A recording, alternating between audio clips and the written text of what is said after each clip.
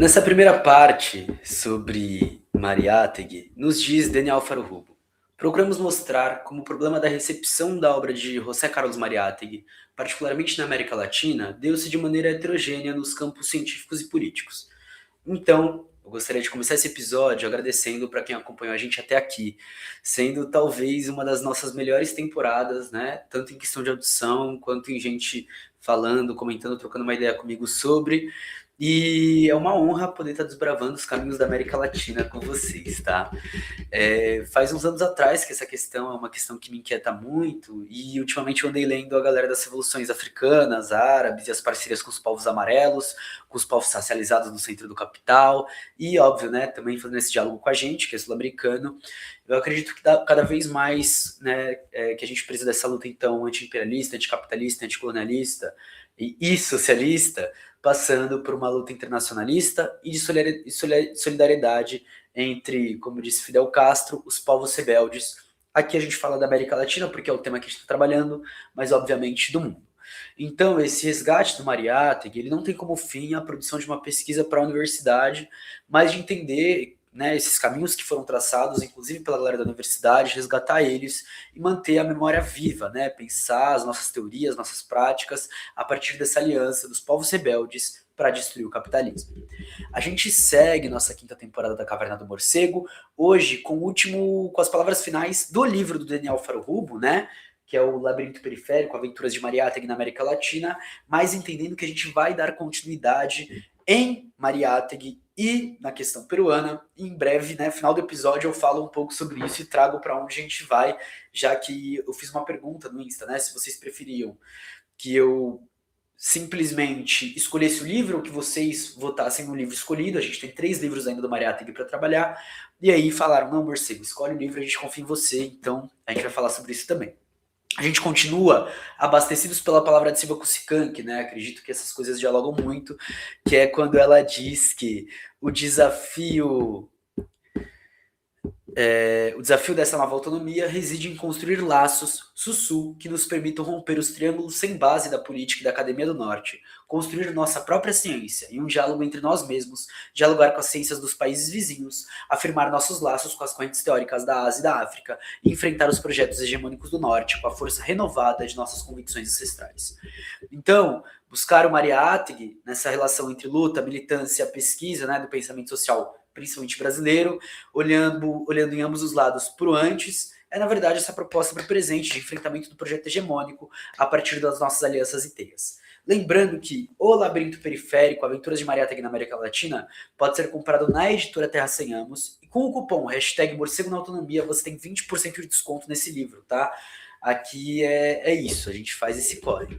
Então, sejam muito bem-vindos. Eu sou Marcos Morcego, podcaster da Caverna, responsável por tocar esse projeto aqui em podcast, mas também a nossa produção no YouTube, que é o canal Lives Caverna do Morcego, onde a gente tem 2 projetos, um de leitura e discussão e um outro sobre lei de drogas, violência policial e encarceramento em massa. A gente também tem nosso trampo lá na Clio Operário, uma revista maravilhosa, e você pode apoiar a gente pelo nosso apoio coletivo, apoia.se/caverna-morcego, ou pelo nosso Pix, podcastmorcego@gmail.com, que também é nosso e-mail para contato, vai estar tudo na descrição. O roteiro deste vídeo aqui tá lá na nossa pasta, temporada 5 podcast, e todos os próximos roteiros também estarão lá, beleza? Para entender a receptividade de Mariátegui, a gente tem que lembrar que os textos completos e suas obras vão ser reimpressas ou reimprimidas em massa só nos anos 80. Essas aquisições tornam, então, possível uma ideia mais abrangente da complexidade da obra do intelectual peruano.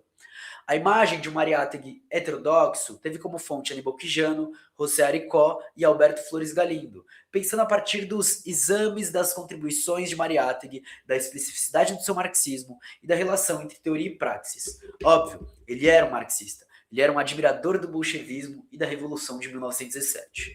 Esses autores, então, conseguiam pôr ao lado a teoria e a praxis mariateguiana, comparando com os descaminhos da esquerda revolucionária da América Latina, fragmentada e derrotada diante da ascensão das ditaduras militares e do crescente descrédito do marxismo ortodoxo da URSS, União Soviética. E José Aricó, comparando e aproximando o nosso militante com Gramsci. E foi assim que ele chegou para mim. Eu estou relendo Gramsci, estou lendo algumas coisas novas, mas acabo relendo o Gramsci, porque o Gramsci é feito de releituras, e novamente teve essa aproximação, né? E também são anos comparados que começam o resgate dos dois, né? E aí eu espero um dia, inclusive, trazer esse debate com mais profundidade. Em resumo, os tempos e as necessidades políticas para a militância e para as ciências sociais foram cruciais para entender o resgate de Mariátegui. Hoje, isso que se apresentou na abertura, evocamos seu nome, suas ideias, em um novo resgate, em novos tempos históricos, em antigas e novas lutas que temos pela frente. Como diz Daniel Alfarubo, desse modo, as interpretações analisadas nessa tese contribuem efetivamente para a difusão do pensamento de Mariátegui na América Latina, ao tal ponto que hoje não há uma leitura de Mariátegui que seja diferente àquelas dos autores aqui estudados. Para demonstrá-lo, recorremos ao contexto em que elas emergiram e ao estudo de trajetória de seus oponentes. Embora pelos excessos e por suscitar reações antagônicas, tais interpretações e apropriações da obra Mariátegui foram extremamente férteis, em um ambiente de constantes disputas. Seja como for, esse parece ser o risco de toda interpretação cuja motivação precípua é a tentativa de apreensão da especificidade histórica da América Latina. Então, sim, teve seus desencontros, seus desacordos, assim como quase com todo mundo que é militante, né? Quase todo mundo que tenta transformar o mundo, a gente se esbarra nessas coisas, e o Mariátegui também está imerso nisso, né? Faleceu muito cedo, mas é óbvio, isso não impede que a gente traga, e é por isso que eu achei interessante abrir com o Daniel Alfarubo, as variedades que tem a partir dele. O final do livro tem um epílogo do Miguel Mazeu, que é um professor de História e doutor em Ciências Sociais pela Universidade de Buenos Aires. Dentre muitas coisas, ele pensa e tem livros sobre Mariátegui e o socialismo, e é um pouco do que a gente vai desbravar para encerrar esse episódio. Aproveito para deixar um abraço, e aí que eu vi que seguia ele, eu fiquei feliz, né, que pro Hernan Vinha, também argentino, que pensa Rosa Luxemburgo aqui na América Latina, e que já começa a trazer algumas coisas sobre Mariátegui, e eu gosto bastante de fazer uma relação entre Rosa, Mariátegui, Gramsci, Clóvis Moura, dá para brincar legal com essas coisas. Agora, então, as citações são de Miguel Mazeu, né? Não vou mais citar o Daniel Alfarubo, que a gente citou até esse episódio, que fala sobre o livro de Dene como um convite a percorrer os caminhos das ideias do Amalta e calibrar a profundidade de seus rastros. Uma pesquisa que, obviamente, a gente está no quinto episódio dela, não se prende ao superficial ou aquilo que foi muito difundido, mas exigiu, inclusive viajando, indo atrás de documentos perdidos. Ele pesquisa os arquivos como se alguém raspasse o fundo da panela para não deixar vestígio nenhum, ou para não deixar resto nenhum, né? Então pega tudo. Sendo assim, esse livro, O Labirinto Periférico, em grande medida, uma abordagem historiográfica lúcida, uma reflexão histórica sobre várias hermenêuticas, um exercício cativante de deciframento do decifrador.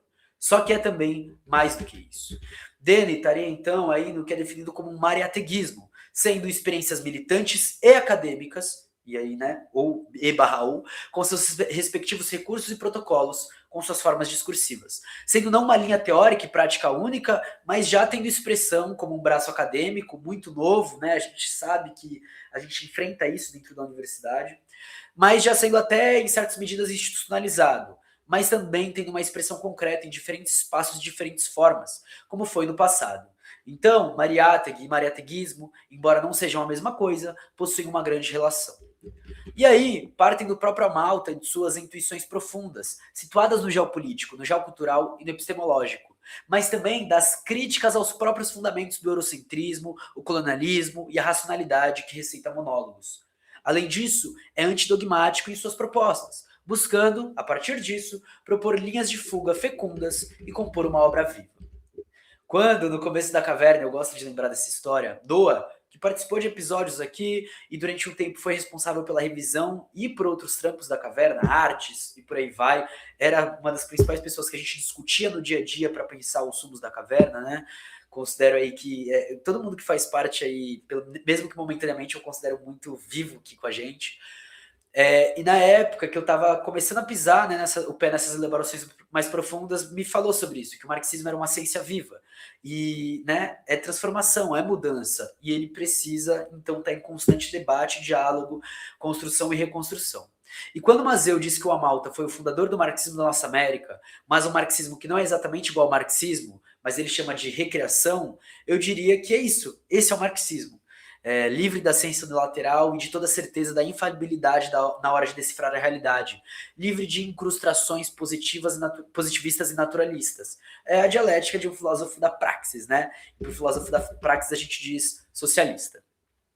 Não é que ele traz o certo de Marx, ele escolhe o que vai resgatar e como. Não é só o trabalho que está no centro desse debate, mas um mundo onde a luta de classes é cada vez mais uma luta entre a vida e o capital, entre a vida e a morte. Centra-se na vida e na fecundidade da vida. Ele ajuda a gente a estabelecer, inclusive, a importância do debate que a gente tem hoje sobre terra pelos métodos, pela ideia do que pode ser trabalhado, né?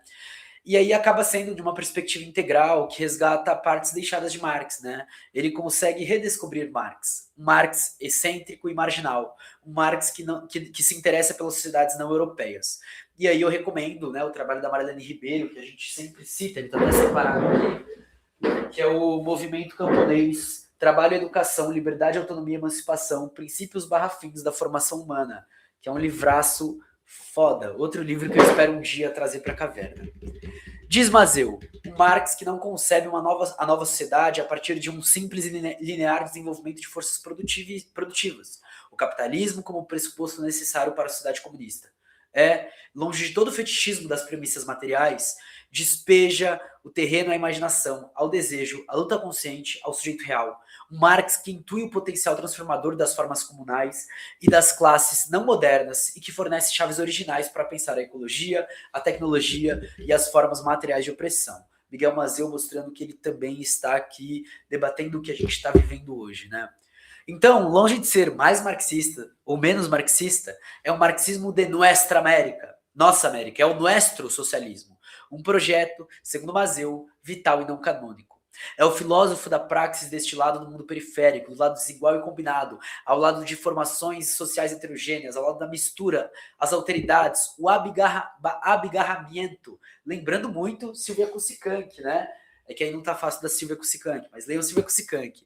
A impureza, o desajuste, o palimpsesto, do lado que mais incentiva a dialética, tanto que a deixa exausta. Para o autor dessas linhas, o mariateguismo seria o nosso socialismo, e não poderia ser antimarxista. Mas ele está lá, teoria da dependência, teologia da libertação, crítica à colonialidade do poder, do saber e do ser, e das perspectivas descolonizadoras em geral, as abordagens interseccionais, pedagogias libertadoras, filosofia latino-americana, ciência política, sociologia críticas e militantes, socialismo, entre outras. Então é também um campo múltiplo que permite cruzamentos e encruzilhadas, expandir e dilatar o tempo, criar um mundo novo. Aí eu tô citando Dom L, né? Eu sempre cito essa parte do Dom L, você está ligado. Então, nós acreditamos que é necessário voltar uma e outra vez à obra e ao pensamento fundador de Mariátegui, com a certeza de que neles se aninham chaves férteis e heranças não gastas. Chaves e heranças que, para se traduzirem em ação concreta, requerem um trabalho de atualização que abjure de toda predisposição apologética e de toda comodidade intelectual, do pós-modernismo ao neofuncionalismo. Mariátegui foi fundamental para enfrentar essas correntes de pensamento apologéticas da ordem do capital.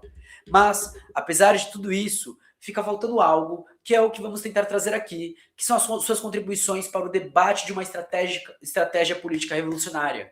Algo que não é restrito a uma Malta, mas a gente tem se prendido ao resgate historiográfico, à criação da memória, em dar vozes, mas a gente tem que cruzar isso com uma estratégia política. Mariátegui aspirava por uma política que fosse sinônimo de filosofia e religião, uma política elevada, e cabe pensá-la em sintonia com a grande política, segundo Miguel Mazeu, de que falava Antônio Gramsci. Se é marxismo, se é socialismo, tem que haver praxis e transformação. Então temos a tarefa de demonstrar que não é uma condição essencial das revoluções se consolidarem às custas dos ideais e da praxis que as autorizaram, que a utopia não está indefectivelmente condenada a ser engolida pelo realismo político, sobretudo se este último for um realismo político revolucionário. As crises da esquerda, avanço neoliberal, progressismo fraco e ineficiente latino-americano às vezes acabam tirando isso da nossa frente e a gente se prende por aquilo que a gente pode fazer agora e somente aquilo que a gente pode fazer agora. Pois bem, estamos convencidos de que, sem um debate profundo sobre estratégia política, será muito difícil romper o círculo vicioso onde o desinteresse, a derrota, a frustração e a desorientação se alimentam. Retomar Mariátegui tem o sentido de oxigenar e revitalizar uma política que deixe em evidência os mecanismos alienantes e opressivos do capitalismo, ao mesmo tempo que denuncie o opróbrio de sua naturalização. Uma política que dê conta dos desejos das classes subalternas e oprimidas. Uma política que acabe com as almas desencantadas. Mas Mazeu também deixa um aviso. Ele não está falando sobre um possível marxismo mariateguista, uma nova corrente, uma linha política, mas pensando em pensar o que está à nossa frente com e à luz de Mariátegui. Então é o chamado militante que está na nossa frente. E a gente ou entende o que a gente tem que enfrentar, ou nos manteremos escravizados por esse sistema opressor. Bom, dito tudo isso, deixo aqui as palavras do autor que trouxe uma coletânea de livros de Mariátegui e que vai guiar a próxima jornada de livros, ainda nessa temporada, que é Michel Louis, nessa coletânea linda, né? José Carlos Mariátegui, Seleção e Organização, Michel Louis, pela Expressão Popular. Outro livro fundamental, tá? Expressão Popular em Mariátegui tem alguns textos. Esse livro que foi publicado em 2023, muito importante, que tem o prefácio do Daniel Farrubo e do próprio Louis, e traz vários textos do Mariátegui, tá? Então a gente vai se prender agora em certas linhas de pensamento do nosso autor mariáteguiano, a partir, então, e aí eu resumo, e aí eu trago essa abertura com a frase do Michel Louis. José Carlos Mariátegui é não somente o mais importante e inventivo dos marxistas latino-americanos, mas também um pensador cuja obra, por sua força e originalidade, tem um significado universal, no terreno da filosofia ou da estratégia política, da cultura ou da questão agrária, da história ou da ética. A obra de Mariátegui está atravessada de ponta a ponta por um poderoso impulso romântico e revolucionário que empresta sua concepção marxista do mundo, sua qualidade única e sua força visionária. Então, no próximo episódio, a gente chega aqui com esse livro e vai falar um pouco sobre quais são os próprios temas e dar abertura, dar esse pontapé inicial.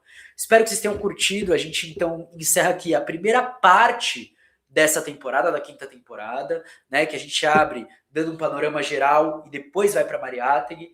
E aí agora a gente vai seguir, então, essa quinta temporada falando sobre Mariátegui e sobre a realidade peruana.